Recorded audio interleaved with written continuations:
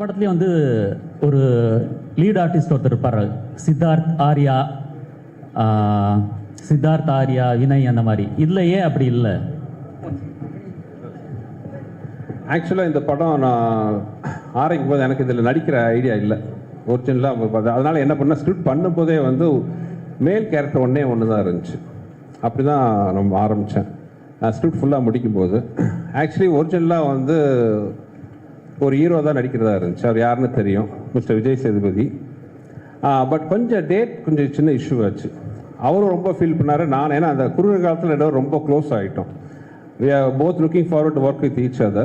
But சின்ன ஒரு date clash இருந்துச்சு. அந்த டேட்டு மாற்றினா இங்கே இருக்கிற எல்லா ஆர்டிஸ்ட்டும் ஆல்ரெடி நான் டேட் வாங்கி வச்சிட்டேன் ஃபைனல் பண்ணுறதுக்கு. ஸோ டேட் மாற்ற முடியாத ஒரு சுச்சுவேஷனாக இருந்துச்சு. அதனால் டக்குன்னு ஆரம்பிக்கும் போது என்னால் வேறு ஹீரோ தேட முடியாத சுச்சுவேஷன். அதனால் நானே பண்ணிட்டேன். இன்னொன்று ப்ரொடியூசர் ஏசி சண்முகம் சார் வந்து அதில் கொஞ்சம் ரொம்ப பர்டிகுலராக இருந்தார். ஏன்னா அரண்மனைங்கிறது பார்த்தீங்கன்னா ஒவ்வொரு ஃப்ரான்ச்சைஸ்லையும் இப்போ இங்கே மட்டும் இல்லை மற்ற லாங்குவேஜ்லையும் போகும்போது அங்கே எல்லாத்துலேயும் ஒரு காமன் ஃபேஸாக நான் இருந்தேன். ஸோ இந்த படத்தில் அந்த பப்ளிசிட்டியில் நான் இல்லைன்னா அது தப்பாக இருக்கும்ட்டு எல்லாருமே ஃபீல் பண்ணாங்க. Right from my other language பையர்ஸ்லேருந்து தயாரிப்பாளர் AC Shanmugam sir, ACS Arunkumar sir எல்லாருமே ஃபீல் பண்ணாங்க. ஸோ அதனாலேயும் ஒரு காரணம். ஸோ அதனால தான் இன்னொரு மேல் கேரக்டர் இல்லை. பட் எனிவே வந்து இது ஒரு ஃபீமேல் சென்ட்ரிக் மூவி தான் Aranmanai. So more then Raashi Khanna and Tamannaah வந்து அதை அதை வந்து கரெக்டாக இது பண்ணிட்டாங்க. சுந்தர் சார், ட்ரெய்லர் நல்லா இருக்கு, ரொம்ப கிராண்டியராக இருக்கு, வாழ்த்துக்கள். மற்ற 3 பாட்டோட இதில் என்ன சார் ஸ்பெஷல்? சிஜி தவிர என்ன கண்டென்ட் வைஸ்? சார் மற்ற படம் எல்லாத்துலேயும் பார்த்தீங்கன்னா அந்த எனிமிட்டி, நான் அப்படியே ஸ்பீச்சில் சொன்ன மாதிரி பார்த்தீங்கன்னா ஒரு எனிமிட்டி பேஸ் பண்ணி தான் இருந்துச்சு. இப்போ ஃபர்ஸ்ட் படத்தில் பார்த்தீங்கன்னா அன்சிகா கேரக்டர் பார்த்தீங்கன்னா அவங்க காதல் நிறைவேறதுக்கு முன்னாடியே கொண்டுருவாங்க. ஸோ அதனால் வர்ற ஒரு இது. செகண்ட் பார்ட்டில் அதே மாதிரி பார்த்தீங்கன்னா அன்சிகா வந்து அவங்க குடும்பத்துக்கு அகேன்ஸ்டாகவே ரிவெஞ்ச் எடுப்பாங்க. தேர்ட் பார்ட்டில் ஆண்ட்ரியா வந்து அவங்க குழந்தைக்கு வாழ்வு கொடுக்க முடியாமல் செத்துருவாங்க. அந்த வெஞ்சன்ஸுக்கு வந்து ரிவெஞ்ச் எடுப்பாங்க. மாதிரி ஒரு பர்சனல் வெஞ்சன்ஸ் வச்சு தான் அந்த 3 பார்ட்டு இருந்துச்சு. பட் இந்த பார்ட் அப்படி இருக்காது. நான் ஸ்பீச்சில் சொன்ன மாதிரி ஒரு வேற ஒரு பேக்டாப்பில் அந்த கதையை சொல்லியிருக்கோம். அது ரொம்ப ஒரு இன்ட்ரெஸ்டிங்கான விஷயமா இருக்கும். ஒரு அந்த மாதிரி ஒரு கெட்ட சக்திக்கும் ஒரு தாய்க்கும் நடக்கிற ஒரு போராட்டம் மாதிரி இந்த படத்தோட பேச வரும். ஸோ அந்த விஷயத்தில் வந்து டோட்டலாகவே நீங்கள் அரண்மனை 1, 2, 3 பார்ட்டுக்கும் 4க்கும் பெரிய கான்ட்ராஸ்ட் இருக்குன்னு நான் நம்புகிறேன். அதாவது நாங்கள் நம்பி எடுத்திருக்கோம், ஆடியன்ஸ் பார்த்து அது சொல்லணும் அவங்களுக்கு பிடிச்சிருக்கான்ட்டு. அந்த நம்பிக்கையில் எடுத்துருக்கோம். ஃபுல்லாகவே ஒரு வித்தியாசமான அரண்மனை நீங்கள் பார்க்கலாம் விஷுவலாக. இன்றைக்கி எல்லாருமே நாங்கள் க்ரீனில் உட்காந்துருக்கோம். அது காரணமே பார்த்தீங்கன்னா இந்த படம் ஃபுல்லாகவே வந்து ஒரு க்ரீனரியா, அதாவது ஒரு காட்டுக்குள்ளே இருக்கிற ஒரு ஊர், காட்டுக்குள்ளே இருக்கிற ஒரு அரண்மனை, காட்டுக்குள்ளே இருக்கிற ஒரு போலீஸ் ஸ்டேஷன், காட்டுக்குள்ளே இருக்கிற ஒரு கோயில், ஃபுல்லாகவே அந்த க்ரீன் பேக்ட்ராப்பில் இருக்கும். ஸோ அதனால தான் அந்த ஒரு சிம்பாலிக்காக தான் எல்லாம் க்ரீனில் இருக்கும். ஸோ இட் வில் பி ஒரு விஷுவலாகவும் ரொம்ப பிரமாண்டமாக இருக்கும். ஸ்கிரிப்ட் சைட்லையும் பார்த்தீங்கன்னா ஒரு சேஞ்ச் இருக்கும். சுந்தர் சி சார், பெரும்பாலும் வந்து தமிழ் சினிமாவில் பார்த்தீங்கன்னா வந்து இந்த சீக்வல் இல்லைன்னா ஃப்ரான்ச்சைஸில் வந்து சக்ஸஸ்ஃபுல்லாக இருந்ததில்லை. 1, 2, 3 வந்திருந்தாலும் அந்த அளவுக்கு. பட் உங்களுக்கு வந்து 4th சீக்வல் வரைக்கும் அந்த ஃப்ரான்ச்சைஸியில் வந்திருக்கீங்க. பட் எல்லாமே இது வரைக்கும் போன 3மே சக்ஸஸ்ஃபுல்லாக இருந்துச்சு. This is the 4th one. உங்களுக்கு அந்த தைரியம் எப்படி இருந்துச்சு? What made you to do this sir? எப்படி, எந்த அளவுக்கு சார்? அது ப்ரீவியஸ் படம் தான் அந்த தைரியத்தை கொடுக்குது. அதை நான் அப்படியே சொன்ன மாதிரி ஃபர்ஸ்ட் பார்ட் 1 தான் வந்து செகண்ட் இருக்கிற தைரியத்தை கொடுத்துச்சு. அதே மாதிரி தான் அடுத்தடுத்த பார்ட்டும். ஈவன் பார்ட் 3 கூட பார்த்தீங்கன்னா ஒரு டெலிகாஸ்ட் ஆகும்போது கூட வந்த எல்லா அதாவது சோ கால் ஹிட் மூவிஸ் தான் கூட வந்துச்சு. அந்த படங்கள்லாம் சேர்த்து வாங்கின டிஆர்பியை விட அரண்மனை 3 வந்து அதிக நம்பர் வாங்கி கொடுத்துச்சு. ஸோ அந்த அளவுக்கு ஒரு சக்ஸஸ்ஃபுல் ஃப்ரான்ச்சைஸாக இருந்துச்சு. ஸோ அந்த சக்ஸஸும் இப்போ நான் எங்கே போனாலும் நான் அதிகமாக நான் ஃபேஸ் பண்ணுற கொஸ்டின் என்னென்னு பார்த்தீங்கன்னா அடுத்த அரண்மனை எப்போன்னு தான் கேட்பாங்க. எஸ்பெஷலி லேடிஸு, குழந்தைங்க, சின்ன பசங்க எல்லாருமே கேட்பாங்க. ஸோ அதுவே ஒரு பெரிய ஒரு விட்டமின் டானிக் மாதிரி இருந்துச்சு. So that is the reason for the 4. Sir Sundar C sir, அரண்மனை சார், இங்கே சார் அரண்மனையை விட்டு வெளியே வர மாட்டேங்கிறீங்க. ராஜாவாக இருக்கிறது சௌரியமாக இருக்குங்கிறதுனாலயா, இல்லை ராணிகளை மட்டும் பார்த்துட்டு நம்மளே ராஜாவாக இருக்கலாம்ங்கிற எண்ணத்தினாலயா? கேட்க நல்லா தான் இருக்கு. அப்படி இல்லை. ஆக்சுவலி நடுவில் நிறைய படம் பண்ணிட்டு தானே சார் இருக்கேன். நீங்கள் ஒரு பார்த்தீங்கன்னா கிட்டத்தட்ட அரண்மனை 1 வந்து ஐ திங்க் 2013 வந்துச்சு. இப்போ 2024 வந்து 4th பார்ட் வருது. இதுக்கு நடுவில் நான் ஒரு கிட்டத்தட்ட இப்போ 7-8 படத்துக்கு மேலே நான் பண்ணியிருக்கிறேன். கலகலப்பு பண்ணேன், தீயா வேலை செய்வோம், நிறைய படங்கள் நான் பண்ணியிருக்கேன். பட் நீங்கள் கேட்குறது அது ஒரு வகையில் அரண்மனை வந்து ஒரு ரொம்ப ஒரு வசதியான ஃப்ரான்ச்சைஸ். உண்மையை சொல்ல போனால் எனக்கு வந்து நான் யார் வாசலையும் போய் எந்த படத்துக்காக யார்ட்டையும் போய் நின்னதே கிடையாது. நான் என்ன நம்பி படம் எடுக்கிறேன். எனக்கு பிடிச்சவங்களோட சேர்ந்து ஒர்க் பண்ணுறேன். அப்படி இருக்கும்போது வந்து அரண்மனை வந்து எனக்கு ரொம்ப ஒரு கம்ஃபர்ட் ஜோனாக இருக்குது. நீங்கள் சொன்ன மாதிரி அடிஷ்னல் அட்வான்டேஜஸ் ராணிகள் இருக்காங்க சார். அதே மாதிரி சார் சுந்தர் சார், அதே மாதிரி ஒரு பெரிய பெரிய நடிகைகள் ஒரு 2-3 ரவுண்டு வந்துட்டு கொஞ்சம் அவங்க பிரேக் எடுத்துக்கலாம், கொஞ்சம் ரெஸ்ட் எடுத்துக்கலாம்னு நினைக்கிறப்ப உங்கள் படத்தில் வந்து திருப்பி அவங்க அடுத்த ரவுண்டை ஸ்டார்ட் பண்ணுற மாதிரி ஒரு சூழல் வருது. இது வந்து நீங்கள் வந்து நடிகைகளுக்குலாம் ஒரு வேடந்தாங்கல் மாதிரி இருக்கிறதா எனக்கு தோணுது.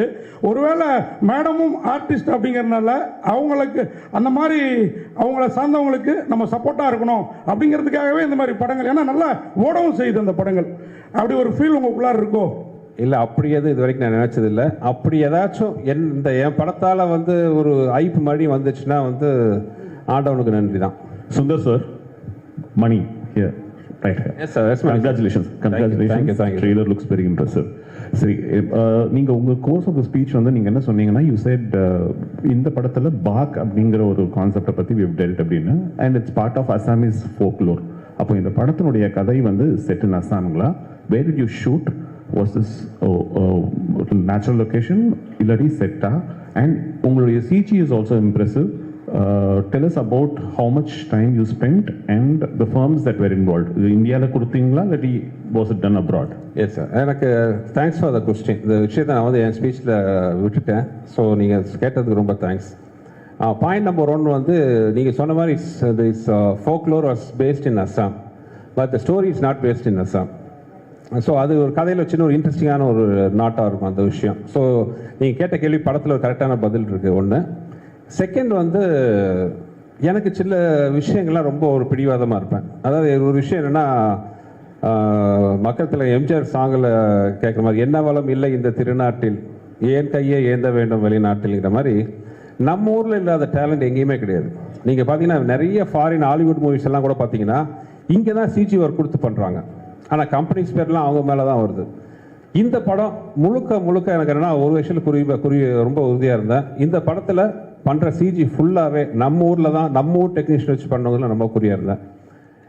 படம் பார்த்து நிறைய பேர் என்கிட்ட கேட்டாங்க, நீங்கள் கேட்ட மாதிரி நீங்கள் பார்க்காம கேட்டீங்க, ஆனால் பார்த்தவங்க கூட சில பேர் கேட்டாங்க, எந்த கண்ட்ரியில் பண்ணீங்க, எந்த கம்பெனியில் பண்ணீங்கன்னு. இது முழுக்க நான் சென்னையில் தான் நம்ம ஊர் டெக்னீஷியன் வச்சு பண்ணேன். அவ்வளோ பிரமாதமாக இருக்கும். இந்த கிளைமாக்ஸ்லாம் சில போர்ஷன்ஸ்லாம் பார்த்தீங்கன்னா வந்து நீங்கள் வந்து இந்த படத்தோட முக்கியமான சக்ஸஸ்ஃபுல்லான விஷயம் நாங்கள் சிஜியில் பார்த்த விஷயம் என்னென்னா, நிறைய இடத்துல உங்களுக்கு எது சிஜி எது ரியல்னு ஃபீல் பண்ண முடியாத அளவுக்கு ஒர்க் இருக்கும். ஸோ அதுவே இப்போ ஒன்றும் இல்லை, இப்போ தமனா ராஷிகனா சாங் பார்த்தீங்க, அந்த சாங்கில் கிட்டத்தட்ட பேக்ரவுண்டில் ஒரு 70% வந்து சிஜி தான். ஸோ அதுதான் இதில் படத்தில் பெரிய ப்ளஸ் பாயிண்ட். மறுபடியும் அதே தான் நான் சொல்கிறேன், என்ன வளம் இல்லை இந்த திருநாட்டில் மாதிரி நம்ம ஊரில் இருக்கிற மாதிரி டேலண்ட் எங்கேயுமே கிடையாது. ஸோ நம்ம ஊர் டேலண்ட்டை வச்சே வந்து we can give such a wonderful result. Sundar sir, Yogi Babu sir இன்னைக்கு பாலிவுட்லேருந்து கோலிவுட் வரைக்கும் பிஸியான ஆர்டிஸ்ட். அவரை வச்சு எப்படி ஷூட் பண்ணீங்க? எத்தனை நாள் கால் ஷீட்டு? அவர் எப்படி பர்ஃபார்மன்ஸ் படத்தில் அவரோடது? யோகி பரிதாபமாக என்கிட்ட மாட்டிகிட்டு இருக்காரு. யோகியை பொறுத்தவரை என்ன, யோகிட்ட நான் டேட் கேட்க மாட்டேன், சொல்லுவேன். யோகி அடுத்த மாதம் 12ஆம் தேதியிலேருந்து ஒரு 18ஆம் தேதி வரைக்கும் வந்துருங்க யோகி அப்படின்னா, அவர் ஏதோ போன ஜென்மத்தில் என்ன கடன் பட்டாரா என்னன்னு தெரியல, எந்த ஷூட்டிங்காக இருந்தாலும் கஷ்டப்பட்டு அட்ஜஸ்ட் பண்ணிட்டு வந்துடுவார். இப்போ கூட வந்து அடுத்த ஒரு படம் பண்ண போகிறோம், இப்போ தான் இங்கே தான் பேசிகிட்டு இருந்தேன், யோகி எத்தனாம் தேதி ஆரம்பிக்கிறோம் அப்படின்ட்டு. ஐயோ முடியாது, கஷ்டம், அந்த ஷூட்டிங்லாம் பதிலே இல்லை, அந்த வார்த்தையே இல்லை. சரி சார், எதுனிக்கு சார் வரணும் சார், வந்துடுறேன் சார், இவ்வளோ தான். ஸோ அது ஏதோ பூர்வ ஜென்ம பந்த மாதிரி ஆகி போச்சுங்க 2 பேருக்கும். கேப் கேட்டுங்க, அதுதான் மேட்ரு. விடுங்க, இதுதான் பதில், அவ்வளோதான், விடுங்க. சந்தோஷி சார், அரண்மனை 4 எப்பவுமே வந்து அரண்மனைனாவே 2 ஹீரோயின் கூட வந்து கண்டிப்பாக வந்து குஷ்பு மேடம் இருப்பாங்க. ஏன் கம்பல்சரி அவங்க வராங்களா, இல்லை வந்து நீங்கள் எடுத்துக்கிறீங்களா, இல்லை நீங்கள் வந்து தான் ஆகணுன்றாங்களா, சண்டை போடுறாங்களா? அது ஒரு அரண்மனை, அதான் அவனுக்கு இருக்கிற முன்னாடி இருக்கிற பெரிய சவால் என்னென்னா, நான் ஏற்கனவே சொன்னது தான். நான் முதல் தடவை வந்து ரஜினி சார் படம் பண்ணுறதுக்கு முன்னாடி அப்போ வந்து நான் நினச்சிங்க மனசில் இருக்கிறதுலே ஈஸி வந்து ரஜினி சார் வச்சு படம் பண்ணுறது தான். என்ன ஒரு 4 ஃபைட் வேணும், கமர்ஷியல் விஷயம்லாம் வேணும், படம் பண்ணிடலாம் அப்படின்னு யோசிச்சுட்டு இருப்பேன். பட் ரஜினி சார் படம் கமிட் பண்ணி நான் பண்ணும்போது தான் தெரிஞ்சுது அது எவ்வளோ கஷ்டம்னு. ஏன்னா ரஜினி சார் வச்சுட்டு அவர் ஃபார்முலா தாண்டி வெளியில் வர முடியாது. ஆனால் அதே மாதிரி பண்ணாமல் இன்னும் கொஞ்சம் பெருசாக பிரமாண்டமாக அவர் பண்ண மாதிரி பண்ணணும், ஆனால் வேறு மாதிரி பண்ணணும். இது வந்து ஒரு பெரிய சவால், ரொம்ப கஷ்டப்பட்டோம். அதே தான் அரண்மனை சீரீஸும். அரண்மனை சீரீஸில் பார்த்தீங்கன்னா மக்கள் எதிர்பார்க்குற விஷயம்லாம் நிறைய இருக்குது, அதெல்லாம் இருக்கணும். ஆனால் அவங்க எதிர்பார்க்கறதுக்கு மேலே இருக்கணும். ஒரு மாதிரி இருக்கணும், ஆனால் ஒரே மாதிரி இருக்கக்கூடாது. அந்த ஒரு மாதிரி இருக்கிற விஷயத்தில் முக்கியமான விஷயம் என் ஒய்ஃபும் கூட. ஒரு சென்டிமெண்ட்டாக வந்து இன்னொன்று அவங்க என்னோட படத்தில் கெஸ்ட் ரோல் நடித்த படம், என் படம் ஹீரோ நடித்த படமாகட்டும், கெஸ்ட் ரோல் நடித்த படம் எல்லாமே வந்து நல்லா வெற்றி பெற்றிருக்கு. ஸோ அதுவும் ஒரு வீட்டில் சொல்லி பயமுறுத்துவாங்க. ஸோ இதெல்லாம் ஒரு முக்கியமான காரணம். I mean, definitely one was Sundar C sir directing this film, because we've done action together before, and in the Kadai Kekambodu, I just felt it was completely different. And Sundar C sir சொன்ன மாதிரி நாங்கள் படம் எடுக்கும்போது ஒரு comfort, ஒரு understanding, ஒரு நம்பிக்கை ரொம்ப ரொம்ப முக்கியம். அண்ட் சார் கூட actually I think he's one person நான் ரொம்ப கான்ஃபிடென்ட்டாக சொல்ல முடியும் that even if I don't here the script, I know that sir ஒரு நல்லா படம் எடுப்பாங்க, அதில் ஒரு நல்ல மெசேஜ் இருக்கும், ஆனால் ஒரு என்டர்டெய்னிங் ஃபார்மேட்டில் இருக்கும். And I think that has been my core reason for being in the movies. நீங்கள் எந்த விஷயம் சொன்னாலும் அது என்டர்டெய்னிங் இல்லைன்னா அது ஆடியன்ஸ்க்கு கரெக்டாக சேர முடியாது. So I think he is somebody who understands if you want to actually tell a good story, how to make it entertaining but also say something with it. Ma'am, apparently when the director spoke, he said that, you know, you were, I mean, you had to go through a difficult schedule because this was a very challenging role, and that you had to do a lot of stunts in this film. So did you actually undergo any particular training? How did you handle the challenge? I think there is a lot of physicality in the film, but it's not what usually comes under the understanding of stunts. It's more the challenge here was more emotional for sure. Sir kurta character na புரிஞ்சுக்கிறதுக்கு எனக்கு time படுச்சு, and I think that was very important, that I should understand the character properly before I play it, and I just gave it my best and gave it a piece of my heart. So but I'm very thankful to Sundar C sir for giving me this opportunity, because I'm sure this is definitely going to be my best. Yogi Babu sir mike கொடுங்களேன். Yogi sir சொல்லுங்க sir. Sundar C sir படத்தில் கவுண்டமணி அண்ணன் நடித்தார், Vadivel sir நடித்தார், சந்தானம், நீங்கள் 4வது தலைமுறையாக நடிக்கிறீங்க. ஆமாங்க. ஆனால் இப்போ உள்ள சமீப கால படங்கள்லாம் நாங்கள் தேட்டரில் சிரிச்சே ரொம்ப நாள் ஆகிட்டு. அவர் படம்லாம் விழுந்து விழுந்து சிரிப்போம், வயிறு வலிக்க சிரிப்போம். தேட்டரில் காமெடியும் இல்லை, ட்ராக்கும் இல்லை, ரொம்ப மைனஸ் ஆகிடுச்சு. அதுக்கு என்ன சென்சாரில் நீங்கள் கொஞ்சம் ஹெல்ப் பண்ணுங்க போயிட்டு. ஏன்னா கவுண்டமணி சார் ஒரு நேரத்தில் வந்து டே காமெடி தலையா அந்த தலையா சொன்னார், எல்லாம் சிரித்தோம். இப்போ டேனாலே அது சென்சார்ன்றாங்க, அதை நீங்கள் முதல்ல கரெக்ட் பண்ணிட்டு வந்தீங்கன்னா கரெக்டாக. தேங்க்யூ. சுந்தர் சி சார், இந்த பேய் படத்தில் பெரும்பாலும் உலக லெவலில் கிளாமரே இருக்காது. ஆனால் உங்கள் படத்தில் மட்டும்தான் இந்த பேய் படத்தில் கண்டிப்பாக எல்லா படத்துலையும் ஒரு கவச்சி பாட்டு கவச்சி இது இருக்குது. இந்த ஃபார்முலாவை நீங்கள் எங்கே கண்டுபிடிச்சிங்க? மீனாட்சி, ஃபஸ்ட்டு இந்த பாட்டெல்லாம் இருக்குன்னு கேட்கறது நீங்கள் தான். மைக்கை பிடிச்சிட்டு இல்லை. அரண்மனை வந்து நான் ஆசை ஃபஸ்ட்டு எடுக்க பிளான் பண்ணது என்னென்னா, வழக்கமாக ஆர்ஆர் படம்னா என்ன இருக்கும், ஒரு பாலடைஞ்ச பங்களா, டார்க்கு, ஒரு பயப்படுத்துகிற மாதிரி ஒரு அழகா, இந்த பேய்னாலே ஒரு பயம். நான் இந்த formula I want to break it. அரண்மனைனா ஏன் பேய் படம்னா ஒரு கலர்ஃபுல்லாக இருக்கக்கூடாதா, கிராண்டியராக இருக்கக்கூடாதா, நல்லா அழகான ஃபேஸஸ் இருக்கக்கூடாதா, அந்த பேயை வர அந்த ஆர்டிஸ்ட் அவங்களே அழகாக இருக்கக்கூடாதா, இதெல்லாம் தான் காரணம். இன்னொன்று, என்னோட படங்கள் பேசிக்காக அழகியல். அது படத்தில் நடிக்கிற ஹீரோவாகட்டும், ஹீரோயின் ஆகட்டும், கேரக்டர் ஆகட்டும், ஹியூமர் ஆர்டிஸ்ட் ஆகட்டும், யாராக இருந்தாலும் அவங்க எல்லாருமே அழகாக இருக்கணும்னு தான் நான் ஆசைப்படுவேன். யாரையுமே அது ஒரு கோமாளித்தனமாக ட்ரெஸ் பண்ணுறதோ அசிங்கப்படுத்துறதோ எனக்கு பிடிக்காது. என்னோடய படம் வந்து சார்ட் ஆஃப் ஒரு அழகான ஒரு ப்ராஜெக்டாக இருக்கணும்னு ஆசைப்பட்றேன். அப்படி இருக்கும்போது ஆட்டோமேட்டிக்காக அந்த சாங் வர்றது it's a natural thing. Sir, Yogi Babu sir மாதிரியே இப்போ பாதியும் விடவே மாட்டேங்கிறீங்களே, அவர் போக மாட்டேங்கிறாரா இல்லை நீங்கள் விட மாட்டேங்கிறீங்களா சுந்தர் சி சார்? ஏன்னா நல்லா இருக்குது காம்பினேஷன். 2 பேரும் ஒன்றா இருக்கிறதுல என்னங்க பிரச்சனை? அதனால தான் கேட்குறாரு உங்கள் வாயிலேருந்து. இல்லை, இப்போ அதான் தமனா, ராஷிகண்ணா, யோகி, விடிவி எல்லாரும் கூட நான் கன்வின்ஸ் சார் படம் பண்ணுறேன். நீங்கள் இருக்கு இந்த ஸ்டேஜில் இருக்கிற எல்லாரும் கூட பார்த்தீங்கன்னா எனக்கு தெரிஞ்சு சந்தோஷ் பிரதாப் மட்டும்தான் இப்போ ஃபஸ்ட் டைம் வந்திருக்காரு. இனி அவரும் பார்த்தீங்கன்னா எல்லா இடத்துலையும் வருவார். எனக்கு அந்த கம்ஃபர்ட் ஜோனுங்கிறது ரொம்ப பிடிக்கும். என்ன புரிஞ்சுக்கிட்ட ஆர்டிஸ்ட் கூட, புரிஞ்சுக்கிட்ட டெக்னீஷியன்ஸ் கூட, ஒன்று இப்போ கேமராமேன் ஆகட்டும், என் கூட ஒர்க் பண்ணுற ப்ரொடக்ஷனில் இருக்கார் பாலகோபி ஆகட்டும், மணி, எல்லாருமே பார்த்தீங்கன்னா பிகினிங்லேருந்து என் கூட ஒர்க் பண்ணுறவங்க தான். ஸோ சார் நேச்சர் விச்சு இருக்கார், என் முதல் படத்துலேயும் என் கூட தான் இருக்காரு. So it's a natural process. Kovai sir, ஆமாம், உங்களுக்கு தான் ஒரு கேள்வி. கவுண்டமணி சார் முதல் யோகி பாபு வரை உங்களுடைய இந்த காமெடி பயணம் எப்படி இருந்தது சொல்ல முடியுமா? கொஞ்சம் குறிப்பிட்டு ஒவ்வொருத்தரையும். நான் ஆரம்பத்துலேருந்து இப்போ வரைக்கும் நானாக தான் இருக்கேன். என்ன மாற்றுறது வந்து இயக்குனர்கள் கையில் இருக்குது. ஸோ அவங்க எங்கிட்ட என்ன மாதிரி வேலைகள் வேணும்னு கேட்குறாங்களோ அதை அவங்களுக்கு பிடிச்ச மாதிரி நான் செய்கிறேன். அதுதான் அன்னையிலேருந்து இன்னைக்கு வரைக்கும் என்னுடைய ட்ராவலுக்கு ஒரு காரணம்.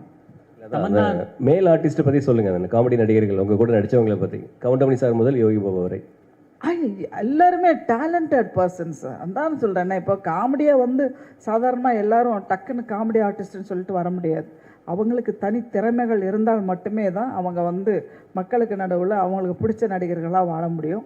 அப்படி இருக்கிற பட்சத்தில் கவுண்டமணி சார்லேருந்து இன்றைக்கி யோகி பாபு அவர் வரைக்குமே வந்து உங்களுக்கு பிடிச்சதுனால தான் இப்போ அவரை பற்றி என்கிட்ட கேட்குறீங்க, சரியா?